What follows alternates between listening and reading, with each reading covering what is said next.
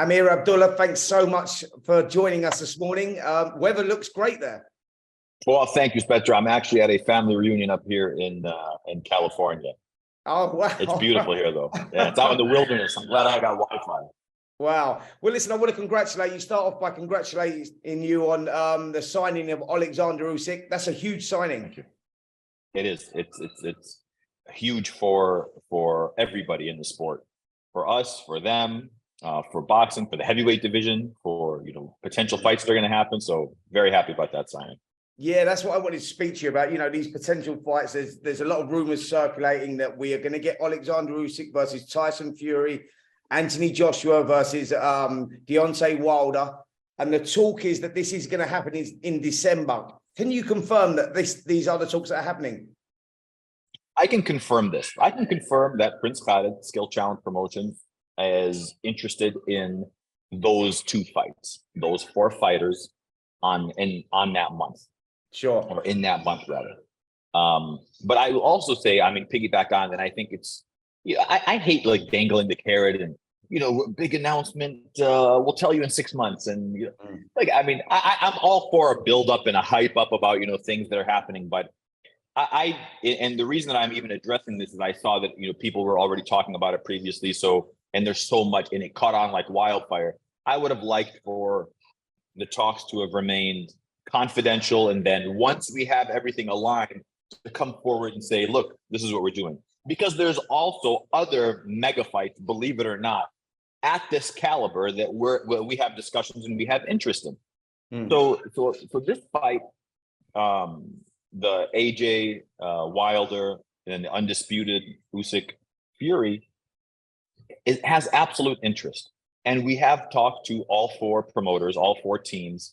I believe everybody is on board. But again, and I say this in all the interviews that, December is a far way away. And if you're outside of the 6-month range, it's very difficult to be able to pin somebody down in February, March for a December fight. There's mandatories. These guys want to stay active. Fighters need to stay under the lights. What are they going to do? There's just so many factors. What if they get injured? God forbid. So it really depends on what happens, and probably end of the summer, early fall is when we can really start getting something. But listen, until an official statement comes out from Skill Challenge Promotions, it's all just speculation. But is there interest? Yeah, there's interest. Sure, brilliant. All fighters do need to stay active, and I think that Alexander Usyk is talking about boxing. I think that's August the 26th in Poland against Daniel Dubois. Anthony Joshua is talking about boxing. I think it's August the 12th, possibly against Dillian Whyte. The one that hasn't got an opponent so far at the moment and seems to be frustrated by all of this is Tyson Fury. I know that Frank Warren's very frustrated with all the talk that's going on as well. He said he's received no offer from the Saudis to fight out there in December. But Alex Krasiuk, who's Usyk's manager, has said actually, and there is an offer that's going to be going over to them. It's a one-time offer. Can you confirm that that's something that's been talked about? Everything that you said is accurate. Tyson's frustrated. He wants to fight. He is the WBC heavyweight champion of the world, and Tyson. And you've seen Tyson. He's an eccentric guy. He's a charismatic guy. He's a phenomenal athlete. He's a phenomenal dominant champion. Arguably the best heavyweight champion of our time. And the guy he wants to be active. You see his retirement lasted 3 months, 6 months. Guys like Tyson that have that drive and have that hunger and position, very difficult for them to walk away from the sport. So you put him in that position and then he can't fight. It becomes problematic for him. He starts looking at this guy and that guy, and he wants the fight. For us, as far as we're concerned, and I think he's got a great team in Frank and George, and I know Bob over in the U.S. They have a great team in getting him something. And if he can land something in September, October, and then clear himself for December, we would love to make that offer and love to have that discussion. And Alex is accurate. The offer will be coming soon, and it'll be coming soon. It's going to be a premium offer. It'll be based on definitely, his worth and much more. It'll be based on the market value, the demand of the fight, It'll be a premium price. It's not, we never insult anybody with, an offer. And Prince Khalid, when he makes an offer, they're big offers, and he has no problem, doing that. He's backed, by the Ministry of Sport. He's backed by, everybody in the region. Just loves to see what Skill Challenge is doing for the region, for the Middle East, for boxing.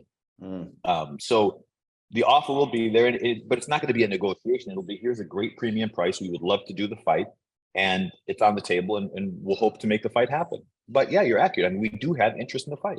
Sure. I mean, is it going to be like a take it or leave it type offer? Because there's been we know what Tyson Fury's like. We've seen how he negotiates and whatnot. So is it going to be just a one-time offer, or is it open for negotiation?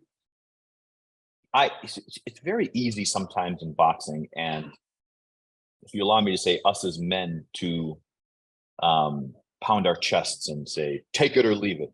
But I would never want to insult somebody by saying, listen, here's the offer, take it or leave it. Because even if the offer is phenomenal, I'd be like, man, go kick rocks. I'm not going to take, that's not how you do business. And it's certainly not the way that we do business. The way it was presented would be, this is a premium price. We would love to have it, but this is the price. So is there going to be a negotiation on the price? The answer is no.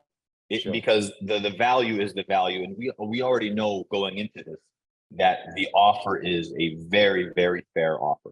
And we would love to work with Tyson Fury. We would love to bring him to the kingdom.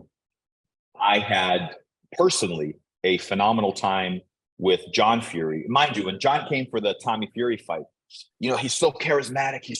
I was like, I'm really nervous being in front of this guy and having him in front of Prince Khalid because I don't know how he's going to act. But I was genuinely humbled by John Fury. He is one of the most genuine, nicest guys that I have ever been around. So respectful. I mean, the little things that, and I would never want to, I hope it doesn't come off as insulting, but the little things that he would do out of respect, when the prince would walk in, or, family members walk in, or women would walk in, he'd stand up. He'd be just such a classy guy. And it wasn't the John Fury that I was used to seeing. Now, mind you, when we're on stage and Jake and Tommy are going after, the John Fury came out that, that I was expecting to see. He knows how to sell a fight. Absolutely. And as he should. I mean, it was like the John Fury show out there. I was out there as well. We was having great fun, but he is great value. Actually, the Fury's a great value. Tyson Fury is great at marketing himself as well. That's why he's as big. He's as good outside the ring as he is in it, and that's what creates superstars. That's what makes superstars. It's a frustrating time for Fury because all the other guys seem to have this plan in place to box in the summer before this big showdown. Hopefully us as the boxing fans get this, because that's what we want. We need the undisputed heavyweight champion. We need to know who's the best modern era, the number one. But Tyson Fury, the guy, is probably guilty of being too, he's guilty of his own success, really, because he's the guy now that's struggling to get an opponent. Do you see him getting an opponent before this happens in December? Do you think it's a reality that they can find someone credible enough? Well, two things. First of all, to go back, that's why I want Tyson Fury on this card. I really do. I would love to work with the guy. I would love to work with, the craziness, the loudness, the in your face, the total, chaos that comes along, and the attention that comes along with the Tyson Fury, entourage and fight, and just that whole aura around it. And because, Alexander Usyk is a very quiet guy. He's a very respectful guy. He's not going to be this outlandish guy. He's not going to be talking all that crap. And, he's just a genuinely, quiet, he's himself. He's very reserved. He's fun. He's a great guy. But when it comes to selling a fight and getting into the whole attraction of it, Tyson Fury is the guy. In the whole heavyweight division, he is. Even with Deontay, even with AJ, Tyson's going to be the loud voice on that card. I mean, it is what it is. Yeah. And that's great. And I think everybody understands that. But yeah, he is a marketing machine. And anything Tyson says, everybody kind of gravitates to it. Whether he's talking about fighting an MMA guy, whether he's talking about, doing a different kind of a fight, fighting this guy, that guy, retiring, whatever it may be. And I said all of that to say that I think that fight has a lot of interest. It's an undisputed heavyweight championship. The last time we had it was, Lennox 20 some years ago. Yeah, that's right. But I think that the boxing world wants to have, those kind of fights. I talked to Lennox a couple of days ago, and and we were talking about that fight, and hopefully, you know, we'll probably have him out here in the kingdom and to be as the last undisputed champion. And you know, so we need that champion. We need that one heavyweight, and this is the fight that could do it. So we will pay a premium price for it. It will be a great offer for both guys, or in that case, all four guys, and hopefully we'll make the fight happen.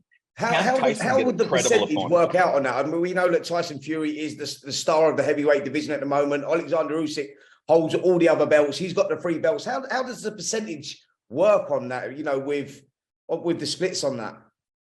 Spencer, that's a fair question for outside of the kingdom. In the kingdom, you don't do percentages. You do, here's your offer, because the offers are so big. There's not going to be like, oh, we have a pot from this network that is going to pay for the fight. So if the fighter gets this, this is your offer, and that's the way it's done. It could be 50-50, it could be 90-10, you know, whatever it may be. Yeah, sure. But the offers are great offers. It's a set amount of money. You say, right, this is what you're getting, amount. and that's basically it. Yeah. It's a set amount of money. And that's the way that it'll work. And when you talk about those kinds of numbers, it should be that way. Sure. You know, it's not going to be like, oh, we have this pot that we're going to work with. We're going to negotiate, or we're going to, you know, offer these guys. Negotiation will be, here's the number. You know, there's other terms that come with it, and I'm sure there's other, you know, elements of the going back and forth that'll shouldn't take too long. I don't think this fight takes more than, you know, once we put the offer out, I don't think it takes more than a week to get done. 2 weeks max. Simple as that. All the guys want it. All the guys want it. Everybody's on board. The promoters want it. Hey, the fans want it. It's you know, it's out there now. So I think it would be really a blow. It would be sad to see this thing not get over the finish line. And I don't think it would be because of any of the guys or the promoters. I just don't foresee any kind of hurdles to, you know, to making this fight happen. Could Tyson get a fight? Sure, he could. Look, selfishly, and again, I fought. I managed. I ran a gym. I worked the corner. I officiated. You know, I've touched all of those parts of the game. So from a fighter's perspective, they have to stay busy. From a promoter's perspective, I would love for these guys not to fight until December, so we can have this, right? So AJ fighting, you know, and I heard there's talks of, you know, Dillian White or other guys. I don't want him to fight. I mean, because what if something happens to him? What if he gets injured in camp? What if he gets injured during the fight? Usyk has to fight. He's got the Dubois mandatory. I wish he wouldn't fight. I wish everybody would stay until December, but it's not the way boxing works. These guys have to get beat. What if one of them gets beat? If that happens, does the person that beats the person end up coming in? That would be a question that Prince Khalid would have to answer. I can't answer that question. I would advise something, and at the end, he would make that decision. I believe these 4 guys are the 4 guys. I believe that this would be my own recommendation, because look, an AJ versus Wilder fight is a very interesting fight. I'm telling you, and in talking to different people and different media outlets, that almost has more interest than the Undisputed fight, because of, you know, what the kind of an attraction that is. So if something happens with one of the guys, maybe the difference is, you know, their amount is changed. You know, what their market value is. If you going into the fight right now with, you know, 0 losses is different than you going into the fight with 1 loss and coming off of a loss. And boxing is a very unforgiving sport. You know that, Spencer. You're as good as your last fight. And sometimes people forget, you know, when Bellew had, and I go back to Bellew because I've worked with him for so long, when Bellew had, you know, a bad performance a couple of fights ago, he's done, he's washed up, he's, you know, hang him up, you're way over your, you know, over the hill, past your prime. And then he comes back and he flattens Macabo and he stops him in the 12th round. You're like, this guy's amazing. He's young, he's vibrant. You know, you only remember that last fight. So coming off of a loss would diminish and lower your value. I hope these guys stay safe. I hope they all win. I know that as a fighter, you have to stay busy.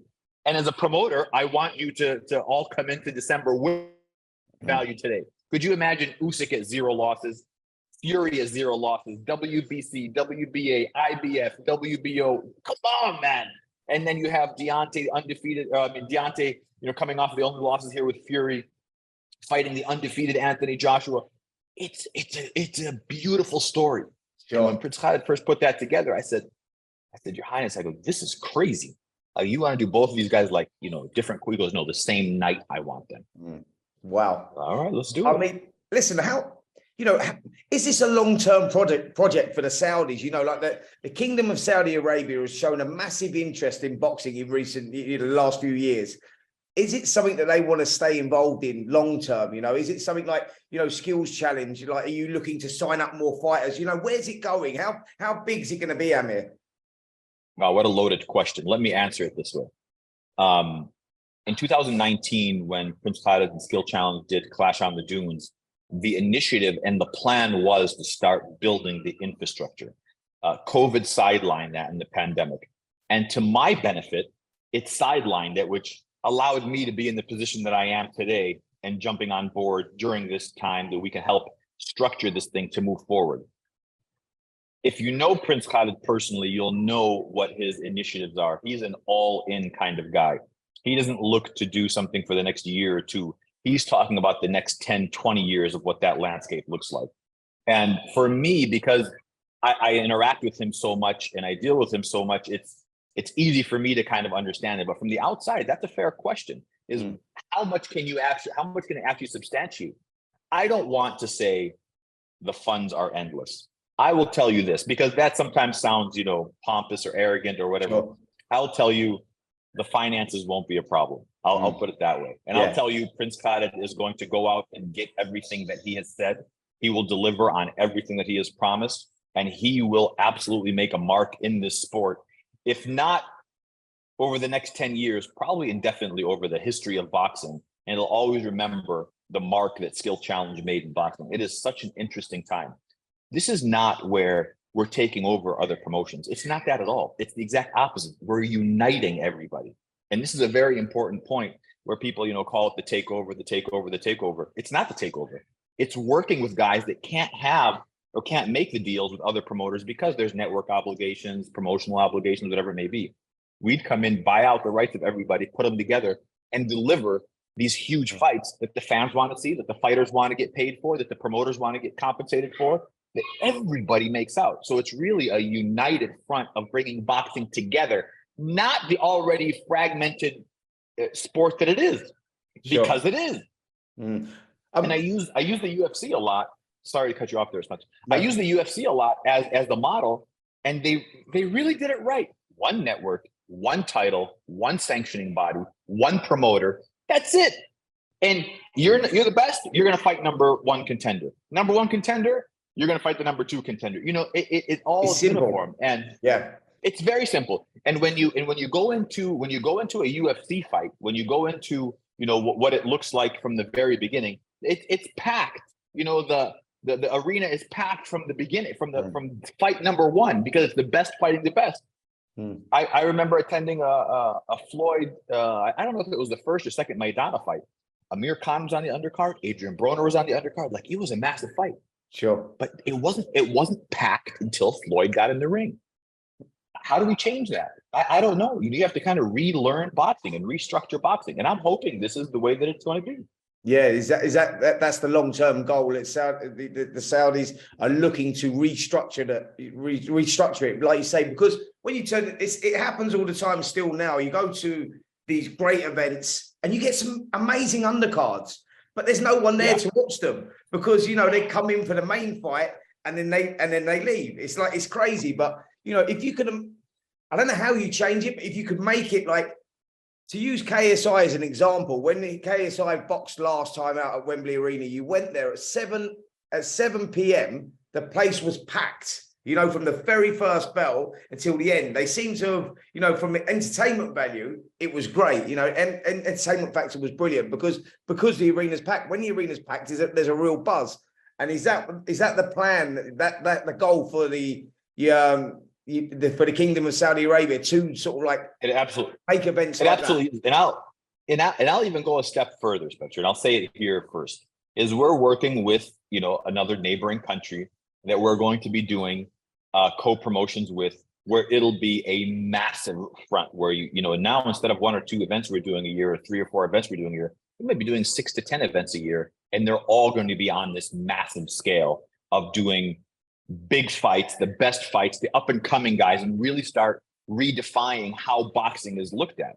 But look, go back to the KSI fight. Remember, it's not just boxing that they're looking at. You know what KSI and you know, the Sauerlands did with MAMS, and they put this league together where, you know, some boxing purists might say, man, it's almost like a circus, but that's exactly what they're selling. They're selling, and look what's happening. People are coming in from the beginning because it's a brand new demographic. It's a brand new demographic looking at an old sport in a different way. It's a different lens that they're looking at it through. So it's working. It's working. I'll tell you, when I first went to the first Logan versus KSI fight in Manchester. Yeah.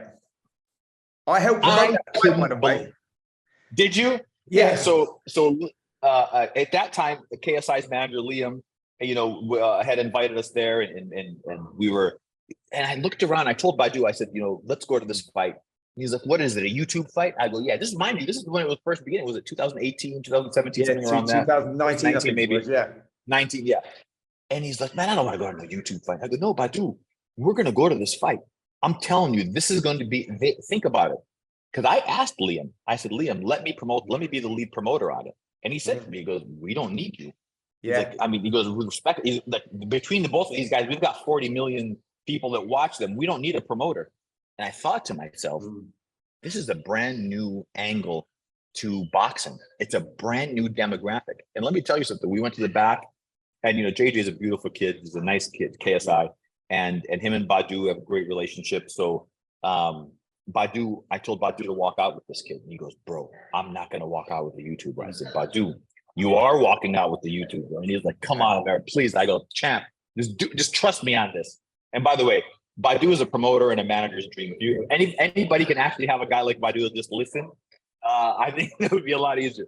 So, sure. And if you look at it, Badu walks KSI out to the ring for the first fight. Fast forward down the road, Badu fights Adonis Stevenson, arguably the biggest puncher ever in the light heavyweight division. Huge fight, world title fight. The comments on YouTube are, isn't that the guy that walked KSI out to the ring? Like, look, forget about them saying he was at that time a 2-division world champion fighting this massive fight. You're the guy that walked KSI out to the fight. And that was the epiphany. That was the light bulb that went off, that this is a new age of boxing. Sure. And it is. And that's what the Saudis are trying to reinvent within the boxing, like just to change it up, give it a facelift, basically. Yeah. It's a unification. It's a unity of all of our, you know, all of these great promoters that are out there doing great things and putting on great fights. And look, I get it, man. Boxing's not a clean sport. You know, boxing sometimes, you know, attracts different lifestyles, let's call it, different kind of people, different kinds of business practices. We're doing everything very clean. Everything's going to be done at the highest level of integrity. We're going to be paying everybody their absolute worth, if not a little bit more. And we're going to bring everybody together where everybody is satisfied. Nobody loses in a fight, in an event like that. And listen, ask all the people that have come to the kingdom. Ask the fighters, their camps, their spouses. Ask them. I've been to every event, mate, and what they're doing out there is insane. It's brilliant. It's fresh, and you know, they do host brilliant events. It's a great place to be. Yeah, it's fantastic. Listen, where are we at with the stadium, Amir? Like, they're building a new stadium for this, right? Is it a stadium or an arena? They're talking about, you know, ready by December. This is all the stuff we're hearing. Can you confirm any of this? This is why I'm laughing. Where you are asking this question now is where I was last year. Yeah. And I start asking, if you allow me to say this, and I don't mean this in a disrespectful way, a very Western-minded boxing mindset. So I walked in, I was like, all right, where's the arena? Where's this? This is before the Tommy Fury fight. It's going to be in, you know, a city called Greiya. I said, great, let's go take a look at it. They're like, well, the stadium's not built yet. I said, okay. It's 3 months before the fight. All right, where's the stadium? Let's go take a look at it, do a site visit, locker rooms, this, that, the other thing. It's not built yet. 2 months, 1 month. I start panicking. As anybody would coming from the outside into the kingdom. It's a brand new way of doing things. So I talked to, you know, one of the royal members of the family, and I said, listen, I'm getting nervous. We're a month out and we don't have a venue. And this person smiled and said, if you see me nervous, then get nervous. Like, don't worry. We do things a little bit differently. Nikisa, Jake Paul's manager, when they came to the press conference 3 weeks out, the first press conference, he goes, "Can I go take a look at the site?"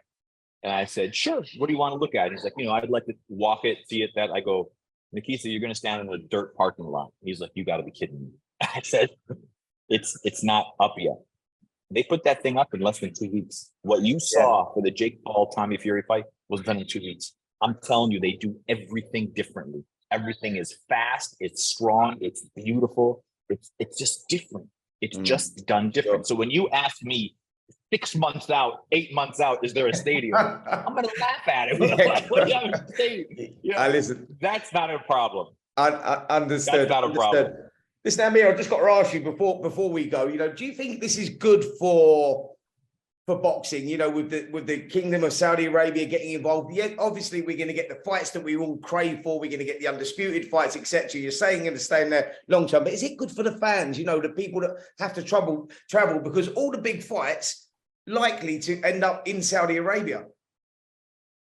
Well, look, there's a couple of different answers to that. Number one is, thank God here we are in 2023 where you can get a nice high definition 4K coming up 8K feed on any of these major networks that you can watch these fights. You don't have to catch this thing on a VHS tape later. You can actually watch these fights live anywhere. Now, if you want to go and you want it to be a destination and come to the kingdom, I think that you look at it more positively, that you're able to come to a beautiful country. You're able to come to this new emergence of what's happening, with Prince Mohammed's Vision 2030. You should see the infrastructure that they're trying to do. They're just changing everything. It's just a refocus on the country. It's a refocus on the kingdom of rebuilding, the infrastructure, the commerce, the sporting. Just go, and if anything, it becomes a tourist destination. Sure. But third, listen, if you're looking to find, where else are you going to see AJ versus Wilder and Usyk versus Fury? There's going to be a price to pay for everything, and there's going to be, a little bit of travel for everybody. I go to the kingdom, once a month, sometimes, every other week.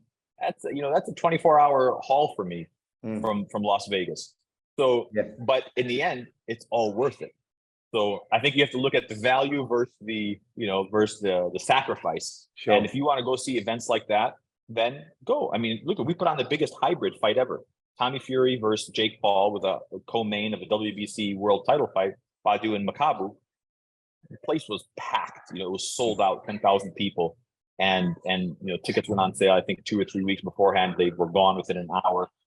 Everybody wants to be at these fights. But look, you have the luxury of being able to watch it from home on high definition across the globe. And we have so many network partners and distributors that. But if you want to come, it's the exact opposite, man. You gain a great vacation. Absolutely. Listen, get a bit of sunshine while you're there as well. A bit of winter sunshine while you're there as well. I've been there in the summer and the winter, and it is a fantastic place. Very hot, by the way. Very hot. But, it's all good. It does get hot. Brilliant. Listen, Amir, thanks so much for giving us a bit of your time, give us a little insight into what's going on. I'm glad that you actually confirmed that these talks are going, and it is likely that we will get these big fights that we've all been craving for, it seems like, for years now. And hopefully December's the time. So, thanks so much for giving us a bit of your time. Thank you, brother. I appreciate the time. Yeah, thank you so much, Amir, and I'll speak soon.